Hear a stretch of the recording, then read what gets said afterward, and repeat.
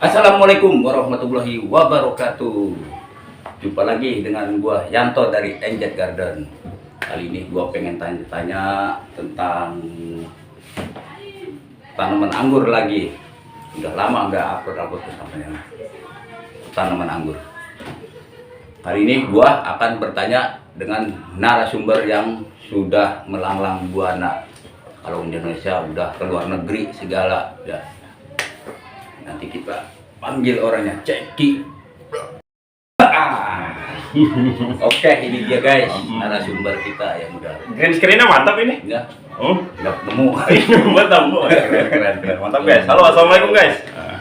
Oke guys, sekarang dulu. Oke, siap Ya, salam pertanian.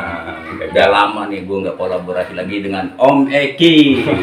Pesulap hijau, kalian Jono pesulap merah. Ya. Jadi tanah bersang juga jadi hijau ya guys. Kita sambil ngerokok nggak apa-apa nih?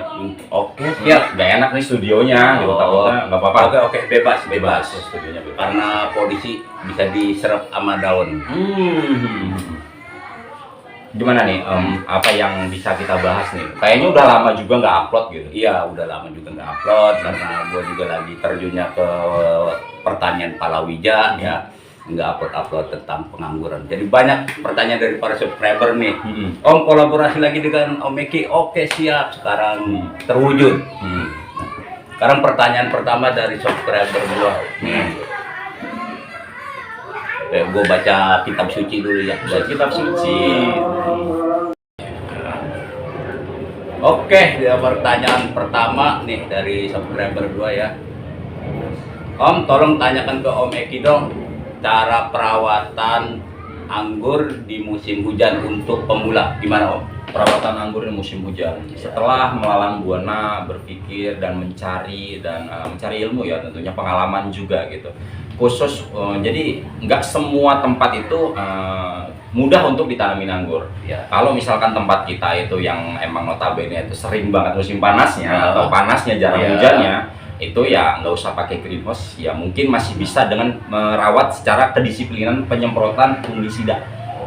Dan insektisida tentunya gitu, yang jelas pestisida juga guys. Nah, tapi kalau misalkan kita dapat tempat atau rumah kita itu berada di tempat yang curah hujannya tinggi, bahkan di musim kemarau sekalipun dia tetap mendapatkan musim hujan gitu ya, atau dapatkan hujan bukan musimnya, itu kita sarankan lebih ke arah penggunaan greenhouse. Tapi greenhouse ini juga nggak sembarangan Om.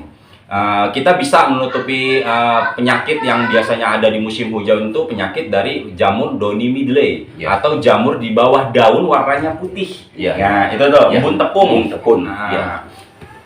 Oke, kalau misalkan kita pakai greenhouse asal, mungkin emang embun tepungnya atau nggak masuk di situ. Itu akan ada jamur baru, namanya Powdery Midley. Nah, Powdery Midley ini jamur putih seperti debu yang ada di atas daun. Nah, itu malah lebih gawat lagi cara ngerawatnya. Cara memberantasnya, karena akan mengakibatkan pecah buah lah, pertumbuhan setak lah di situ. Nah, oke.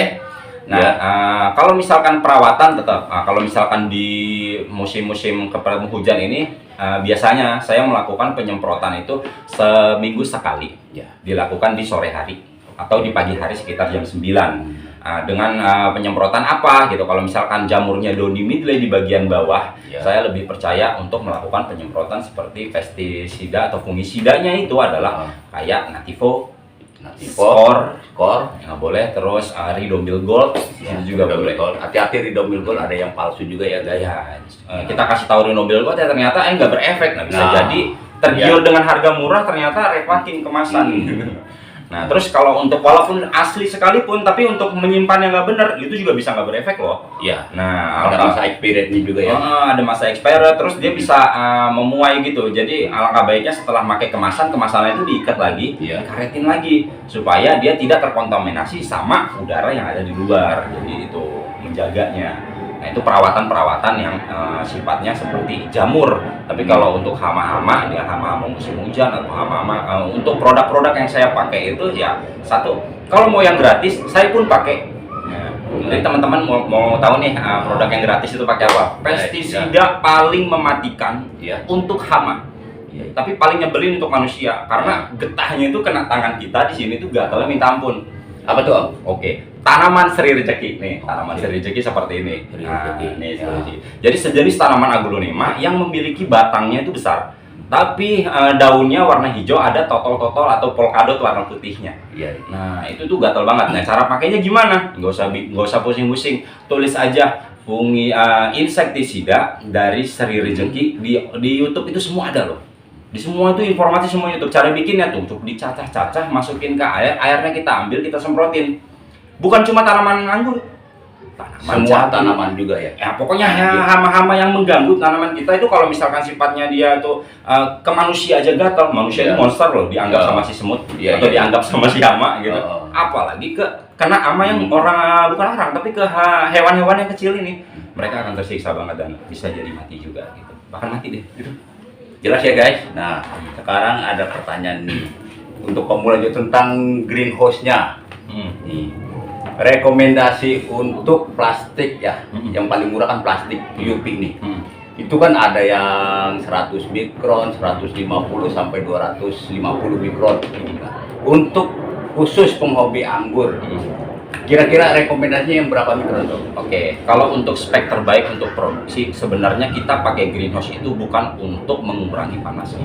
Ya. Justru buah itu bisa keluar banyak itu dalam keadaan kita tidak menggunakan greenhouse atau matahari full tanpa Ya. halangan sekalipun. Seperti yang di daerah Timur Tengah.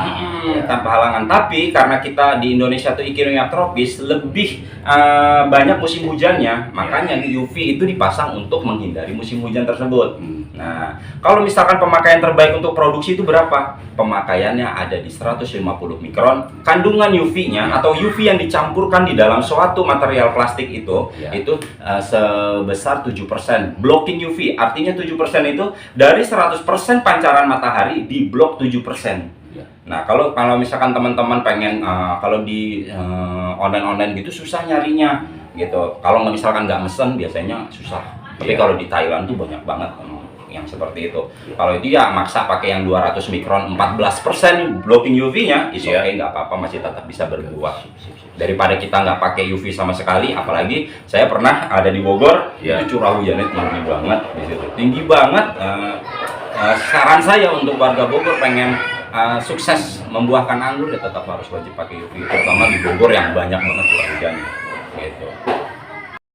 Sedikit tambahan melenceng tapi masih berpusat ke greenhouse. Ya. Jadi kalau mau bikin greenhouse ya teman-teman, alangkah baiknya untuk ditanam di grounding. Saya sarankan jangan ditanam di pinggir, tapi dari pinggir kita tarik sekitar 2 meter itu baru ditanam di situ. Karena apa? Walaupun pakai greenhouse, selain dia menutupi dari air hujan di bagian atas mengenai daun, kalau bisa itu juga menutupi bagian perakaran untuk supaya tidak terkena air Dari hujan. mediatannya. Jadi pencegahan kalau air masuk itu untuk pencegahan pecah buah ya. Ya. Jangan pernah sayang. Ya. Sayang lahannya. Kalau misalkan kita nanam di pinggir itu, kuantiti kita bisa nanamnya lebih banyak. Nggak seperti itu konsepnya. Iya. Kalau misalkan emang mau dipaksa ditanam di pinggir, nggak apa-apa. Tapi jangan di grounding. Kalau untuk khusus yang di pinggir ya, tapi ke tambu lampot. Tambu lampot yang suatu saat kalau misalkan tersiernya dia udah rata karena tertutupi tambu lampotnya bisa kita geser, bukan pohon yang kita geser gitu. Jadi dari pinggir itu 3 meter, 2,5 meter sampai 3 meter. Oke, itu cara penanaman di greenhouse ya. Kita akan lebih agak tengah, tidak terlalu nanam di pinggir. Nah, terus untuk tinggi para-para dari pinggir ketemu sirkulasi udara sampai ketemu atap, itu minimal 1 meter sampai 1,5 meter. Jadi jangan sampai kita di sini ada dekat di sini daun sikunya, di sini para-paranya. Nah, ini para-paranya, ini sikunya. Jangan, ini harus turun 1 meter. Nah, karena udara angin yang dari sini nih, angin yang di atas para-para ini yang menghindari kita dari penyakit powdery mildew. Nah, untuk sirkulasi udara yang lebih bagus juga. Nah, kalau misalkan nanam di skala produksi, alangkah baiknya itu tidak di tembok. Nah, kalau ngomong-ngomong sirkulasi udara nih Om, berarti saya juga punya kesalahan nih. Jadi yang di kebun gua tuh, yang di rumah, karena si NN06 ini dekat dengan pinggiran dari UP, akhirnya terkena embung tepung. Ya. Bisa dipastikan karena sirkulasi udara. Sirkulasi udara karena di bawahnya ini ada bangunan juga Om. Mungkin. Nah, itu lebih jelas tuh. Nah, Langkahnya gimana? Apa solusinya gitu kan? Iya. Kalau buat saya sih bukan masalah solusinya, mencegah Iya. lebih baik daripada mengobati, intinya gitu. Kalau misalkan dari awal kita tahu, Iya. nah kita bisa ngatur tajuk di mana nanamnya, di mana tingginya, di mana sirkulasinya biar dapat udara. Tapi kalau misalkan kita dihadapkan dengan punya sebidang tanah tapi kelilingnya itu Ya, sudah ini ditutupi udah. sama tetangga-tetangga, Iya. mau nggak mau dong. Iya, iya. Satu, jangan memaksakan untuk menanam anggur. Dua, kalau masih mau memaksakan ingin menanam anggur, alangkah baiknya pakai blower. Ya. Nah, alangkah baiknya pakai blower supaya menjaga sirkulasi. Kenapa sih sirkulasi ini kok wajib banget untuk di tanaman anggur ya? Untuk dapetin buah yang maksimal bagus, Iya. cemerlang, meling Ya. tanpa jamur ya wajib sirkulasi gitu. Nah, kalau misalkan nggak pakai blower terus gimana ya, kita cuma bisa pasrah aja. Iya. Susah kok gitu. Itu sih. Berarti kita juga harus modal tambahan tuh, harus pakai blower atau apa ya.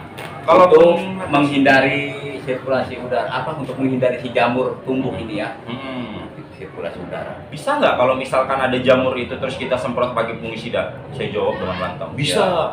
Tapi mau sampai kapan? Udah bersih, datang jamur lagi. Udah bersih, mau datang jamur lagi gitu. Itulah pentingnya sirkulasi udara. Oke, catat guys tuh, penting.